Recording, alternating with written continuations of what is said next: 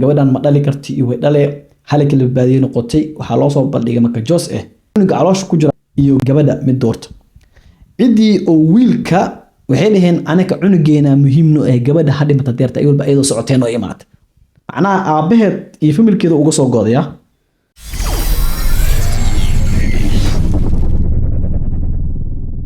gabadhan aad ujeedin oo shaashada in kaga muuqato ayaa rabaa in aan hal iyo laba ka dhaho gabadhan sheekadeeda aad dhageystay dad fara badan oo idinkeedii kamid ahna waa ay daawadeen oo waa ay dhageysteen maraba marka in aan reaction iyo waxa ka sameeyo laakiin muhiimadda waxay tahay waxaa jiro niman fara badan kuwaasi oo gabdhaha kaga faa'iideysto marka ay gabdhaha ay baahan yihiin ama duruuf ay haysato gabadhan qisadeeda qofkii dhageystay gabadhan waxay ka imaatay ama qaxootiga ay degneed hooyadeed iyo aabaheed waxay u soo dirsadeen si ay ugu soo shaqeyso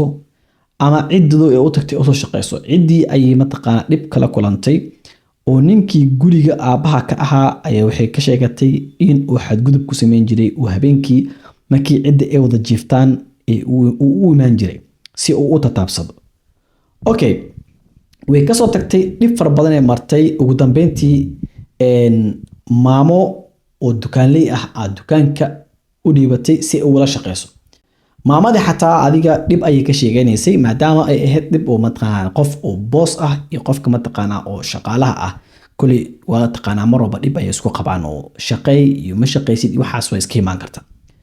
ayadoo saas suuqle iskaga ah aan nin balaayo qaba ah oo ilaa cirka ka keenay gabadhii macnaha jacayl ku abuuray macnaha jacayl gabadhan hooyadii aabaheed ay ka imaatay oo waxba haysanin si ay ayada u shaqeyso haddii lacag haysan lahayn gabadhooda meel ayna luuqadeeda garanaynin oona ay kusoo dhaqmin ma usoo diri lahayn okay ugu dambeyntii waxay sameeyeen marka gabadhiisu ugu akhrina ugu dambeyntii wuxuu ka dhameeyay in uu guursado gabadha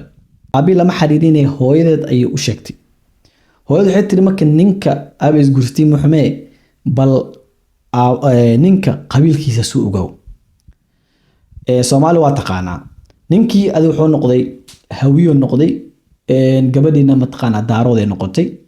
qabiilkii markuu sii sheegtay hawiye ka ahaana hadda koorabo eedadeed aabeel latay ay dileen cidiisa okay labada qof iskuansanaya waxma ma kala galabsan ugu dambeyntii adiga wuxuu dhahay hadii aniga aa ku dhalay ninkaas kuguma ogi nin kale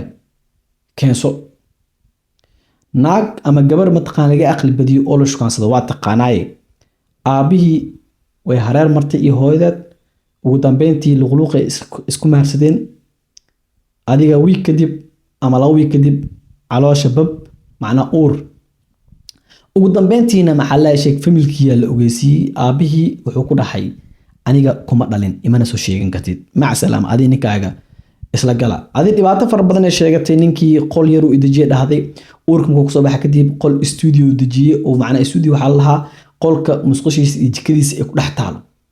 iyo hal sariir miya ay taale dhahday ugu dambeyntii ad meesha ku dhibtootay uurkii waxay noqotay dhalitaan noqotay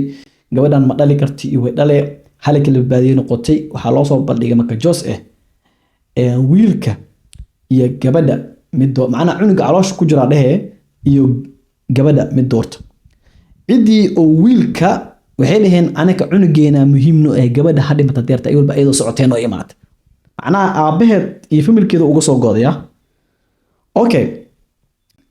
cidii aabaheedna mataqaana caawinaad ma weydiisan karto cidii wiilkana saasay dhahoyeen ugu dambeyntii labadoodu waxay noqotay ilaahay wuxuu sameeyay inay badbaadaan cunugii dhalay marka wuxuu noqday waxay dhaaday intii umusha ku jiray oo naqaskiinu ku dhagay oo bilowday habeena badan la soo jeeday lacag adiga dhakhtarku wuxuu dhahay $1 ama lagu qalaya lacagta ma haysato familkeeda mataqaana ma dhaxgali karto familka cunuga oo wiil ninkana mataqaana lacag ma haysto ugu dambeyntii waxay noqotay marka in damacdo inay u tuursato cunuga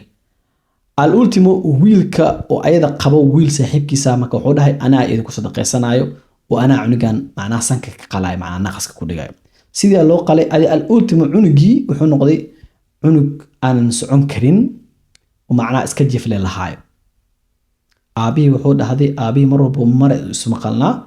aabaheed waa moogtahay wuxuu dhahday aniga cunugaas aniga haysto camal ayadoo cunugsaas yaa cunug kala caloosh u gashay gabaray noqotay gabadhu way fiican tahay laakiin xaaladii isbedeshay oo ninkii